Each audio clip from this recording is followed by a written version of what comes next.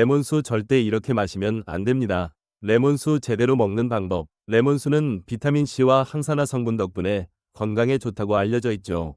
하지만 언제, 어떻게 마시느냐에 따라 효과가 달라질 수 있어요. 제대로 알고 먹으면 더 큰 효과를 볼 수 있습니다. 어떻게 하면 제대로 효과를 즐길 수 있을지 바로 알아볼까요? 레몬수 언제 섭취해야 할까요? 첫 번째, 아침 공복에 마셔야 합니다. 따뜻한 물에 레몬을 짜서 아침 공복에 마셔야 합니다. 밤새 잠잠했던 소화기관을 깨우고 신진대사를 촉진하는 데 도움을 줄 수 있어요. 수분 보충과 노폐물 배출에도 효과적입니다. 두 번째, 식사 직후는 피해야 합니다. 식사 직후에 마시지 말아야 합니다. 위산과 섞여 소화에 부담을 줄 수 있거든요. 세 번째, 저녁엔 잠들기 1시간이나 2시간 전에 마셔야 합니다. 저녁에 마시고 싶다면 잠들기 1시간 내지 2시간 전에 가볍게 한 잔 마셔야 합니다. 네 번째, 운동 후에 마셔도 좋습니다. 땀으로 잃은 수분과 전해질을 보충하며 피로를 풀어줄 수 있어요.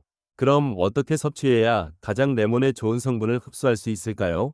첫 번째, 따뜻한 물에 타서 마셔야 합니다. 차가운 물보다 미지근하거나 따뜻한 물 40도에서 50도 정도의 레몬즙을 섞어 마셔야 합니다. 레몬의 주요 성분인 항산화 물질 폴리페놀은 미지근한 물에서 더 흡수가 잘 됩니다. 너무 뜨거우면 60도 이상 비타민C가 파괴될 수 있으니 주의하세요. 두 번째, 적당한 농도로 만들어야 합니다. 레몬 반 개를 물 200에서 300ml에 짜 넣어 마셔야 합니다. 너무 진하면 위가 예민한 분들은 속쓰림을 느낄 수 있어요.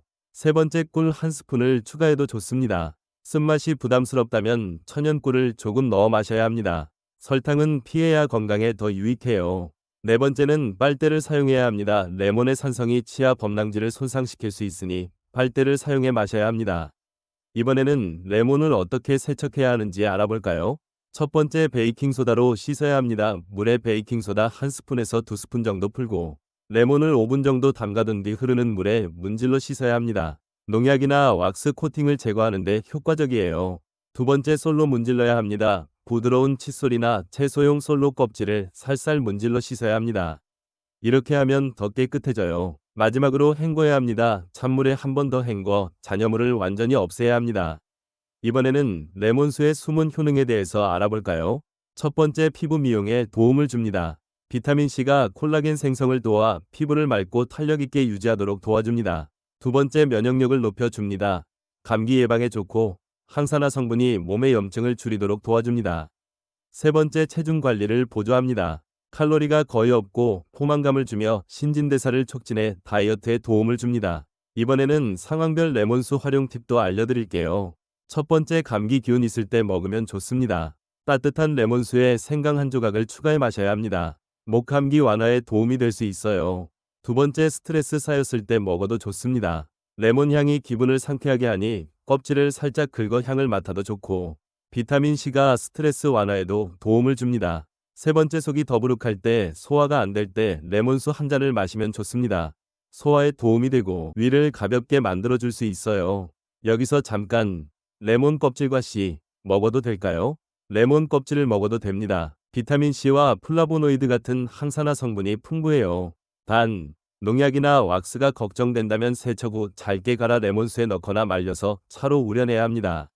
쓴맛이 강할 수 있으니 소량부터 시작하세요. 레몬씨는 피해야 합니다. 씨를 굳이 먹지 말아야 합니다.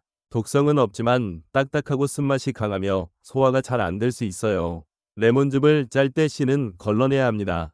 그럼 레몬을 어떻게 보관해야 할까요? 첫 번째, 실온에 두어야 합니다. 직사광선을 피하고 서늘한 곳에 두어야 합니다. 2주 내지 3주 정도 신선함을 유지할 수 있어요. 두 번째, 냉장고, 야채칸에 넣어 보관해야 합니다. 한 달까지도 신선하게 유지할 수 있어요. 세 번째, 장기간 보관 시 냉동해도 됩니다. 레몬즙을 제빙틀에 얼려 보관해야 합니다. 필요할 때 꺼내 쓰기 편리해요. 껍질은 갈아서 냉동 보관해야 요리나 차에 활용할 수 있습니다. 씨는 제거한 뒤 보관하세요. 아무리 좋은 것도 과유불급이죠. 그럼 이제 유의점도 알아볼까요? 첫 번째, 위가 약한 사람은 조심해야 합니다. 공복에 마시면 속쓰림이나 의산 과다를 느낄 수 있으니 물의 양을 늘리거나 식사 30분 후에 마셔야 합니다. 두 번째, 치아를 관리해야 합니다. 산성 때문에 치아가 민감해질 수 있으니 마신 후 물로 입을 헹궈야 합니다.